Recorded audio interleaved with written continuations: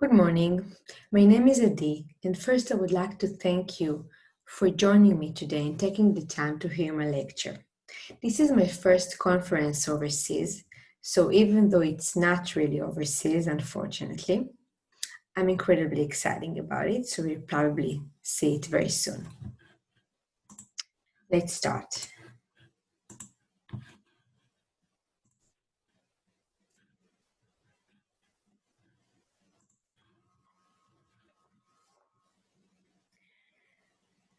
What is the minimum necessary to create a stool?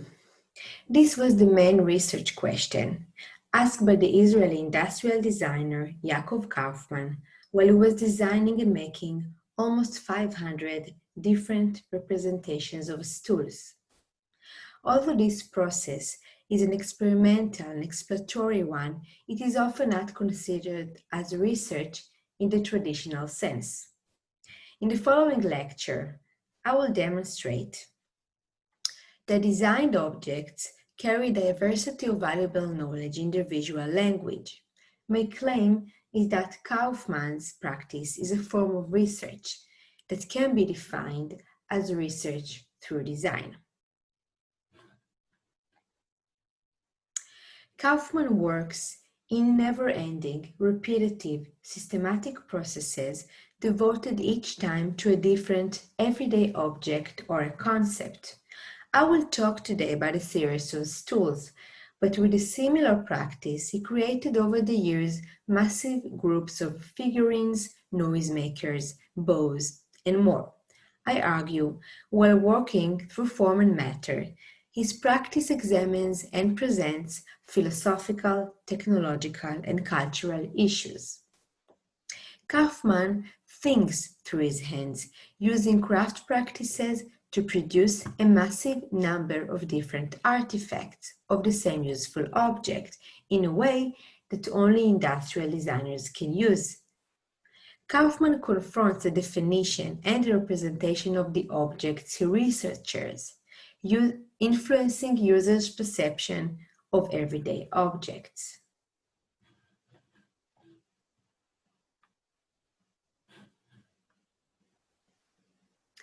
The early 90s symbols a new shift in design research. One of the central approaches started a change was the theory of Christopher Frayling, which offered a new image of the designer. Frayling claims that research is what designers do anyway in their practices and called the designer and the artist the new type of researcher. He offered three connections between research and design. Research into design down in the academy, that's what we all actually do. Research for design as an instrumental for designing specific products as the main goal, and research through design, RTD, which will be the subject of this talk. Frayling defines RTD as all design activities and processes that create any design outcome, sketches, mock-ups, prototypes, not as part of product design, but for the sake of gaining knowledge. I'm aware to the problematic with defining Kaufman's practice as RTD. Frayling referred that the researcher and the maker are the same person, and in this case, I am the researcher, apparently. But the very point of RTD is to highlight the personal knowledge from the inside by the act of making, and that's precisely what Kaufman does. It becomes a problem when we, the academic community, do not define him as a researcher.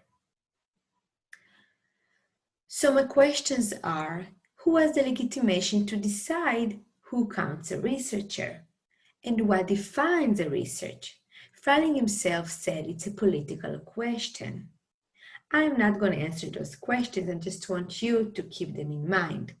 So we can start thinking about it as a subcategory of RTD, even though the maker does not have the research skills in its traditional sense. To date, however, The scholarship on RTD has focused on designers who eventually became academic researchers who combined their theoretical knowledge and practices with their skills as designers. They do design as part of their research as scholars. What has remained outside of the discussion are designers who are not part of the academy, work as freelancers in the studio, but their work can be characterized as RTD. They highlight their knowledge from the inside by the act of making. In the example here, you can see a textile designer, which her work is kind of RTD because she is also a scholar. Let me go back to Kaufman. Yaacov Kaufman is a senior and well-known industrial designer working and living in Israel, who is rich in diverse body of work, has been central to the local field. Kaufman started his career with sculpture studies in an era when the term design was not common in Israel, but went on to found the Department of Industrial Design in Bezalel Academy of Arts and Design, Jerusalem, where he trained 4 generations of designers, and myself included. Alongside the mass-produced objects he designs, such as lighting, furniture, and pop products, Kaufman is also a skilled craftsman, highly knowledgeable and technical in working with wood and metal. His commercial, industrial work informs his craftsmanship, as his craft informs his final mass-produced product. Between the years 2010 and 2015, Kaufman designed more than 450 artifacts of stools. Each one is unique, on a real scale, and intended for sitting. None of them are prototypes for mass production. He planned and made all of them by himself in his small workshop. And the rule was 1 for a day. An evening sketch at home becomes a stool on the following day. Starting with the dictionary definitions of the object, both English and Hebrew ones, which are not similar, by the way, he moves from concept to craft to industry and back again. Reading Kaufman's work, I aim to extend research through design, RTD, to consider craft practices adopted by designers who are not scholars as RTD. In an attempt to understand the core characteristics of Kaufman's tools project, I classified the artifacts into several different categories in 2 steps. In the first step, I examined the various tools components by sorting them according to the number of legs, the seat's nature, and the materials. In the second step, they were grouped thematically, according to the themes at the exhibition's tools, in which I was part of the curatorial team in 2015. As you can see in the picture here, those are part of the stools in the exhibition. In the initial classification, I noted that the largest group of stools combines wood. Those constitute no less than 70%, about almost 320 stools of all the artifacts. Another interesting group numbered 31 stools without any legs at all. The lack of distinctive legs leads to more than one option of placing it, and that opens a variety of interpretations for use. The classification made clear how craft functions as a form of technological inquiry. Take, for example, is the new possibilities of the T-bond joint. The T-bond, associated with the arts and crafts movement, is well known from the chairs designed by Gustav Stickley that you can see in the picture on the right. The visual language of Stickley chairs expose their construction, effectively teaching how one could build chairs quickly at home. In Kaufman's work, this simple wood joint becomes a study of the connection between wood and wood. that contains about 30 units. Challenging the method even further, Kaufman copied that principle, and instead of wood and wood, he combined aluminium with wood and used round pipes and not just square shapes.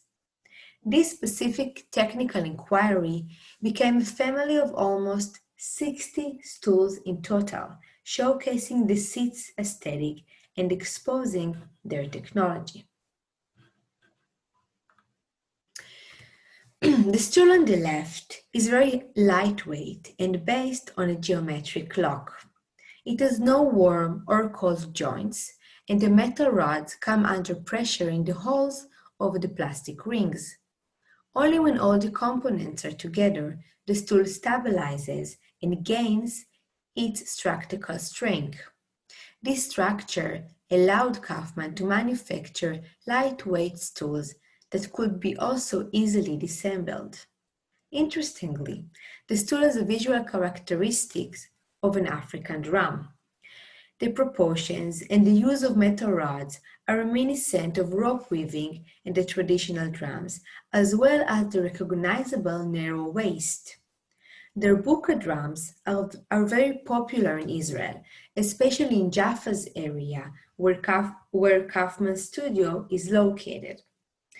Note that Kaufman did not set out to create the buka-like stool, but simply followed the Bauhaus form follows function principle while making it.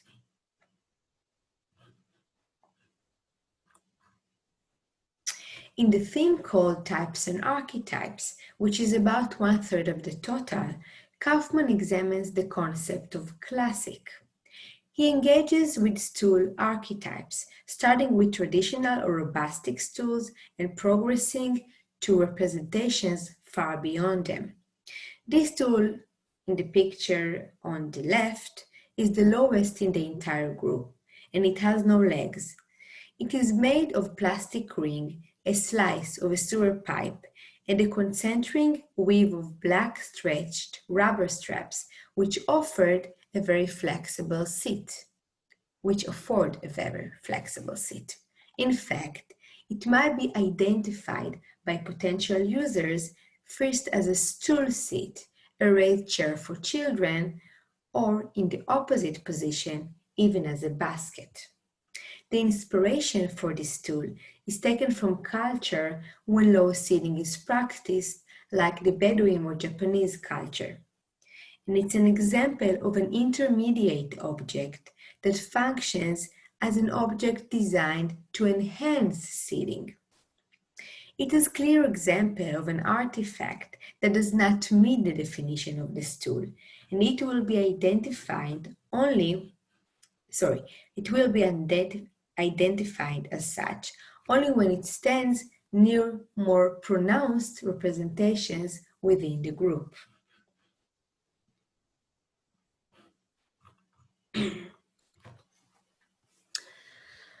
While the first two examples I gave showed Kaufman's connection to his own local visual and material context, the next two showing branching out to more universal references. The picture on the left is taken from the theme in which Kaufman dealt with the origin of the hardwood seat. Here, most of the units in the group are chunky, characterized by material excess. This spine stool is made of 4 unprocessed timber beams, bound together by black latex rubber bands. Potential users would probably not recognize the object first as a stool, but simply as a raw lumber that could later become something with clearer features. And yet, while the representation of a stool is relatively abstract and obscure, the distinctive cut of the wood curiously alludes to Brancusi's familiar key sculptures.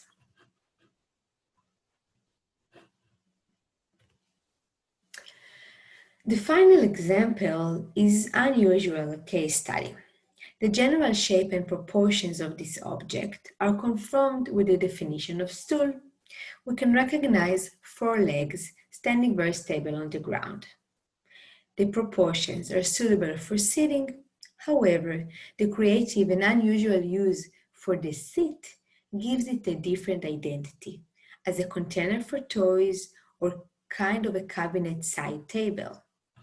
Users familiar with the world of children will probably recognize the colorful pit balls and that are not connected to the wood, and that might confuse them. For them, the item is a sign of an object from a different context.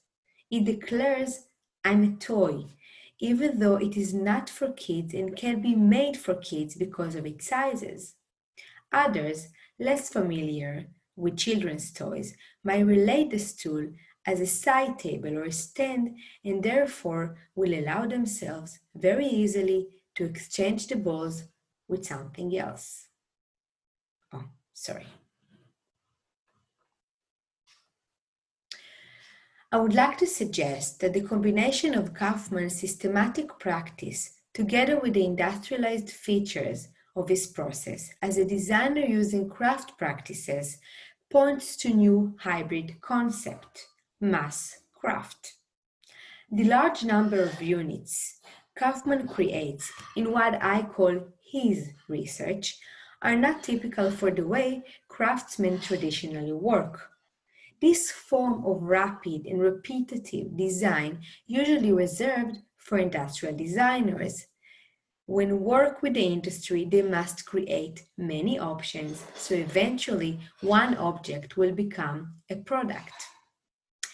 Each object in Kaufman's research is both unique standalone piece, but also part of a larger process where the multiple objects must be understood together. The concept of mass craft expands the definition and the nature of the work of industrial designers, no longer simply offered a well-designed solution to a problem, but also investigates the very ideas underlying the object. It appears that Kaufman understands the language of objects, and therefore he can teach them to speak. Indeed, the stools seem to speak. They speak of their material first. They speak of their technology. They also speak the history and the philosophy of seats, chairs, and the act of sitting. They tell the history of arts and design, and of course, they speak the place and the time they have been made. The visual and conceptual knowledge, inspiration, and even pleasure involved with the encounter with such a unique group of artifacts is not reserved for professionals alone. They can teach anybody something because they carry that information in their visual language and by the relationships between them.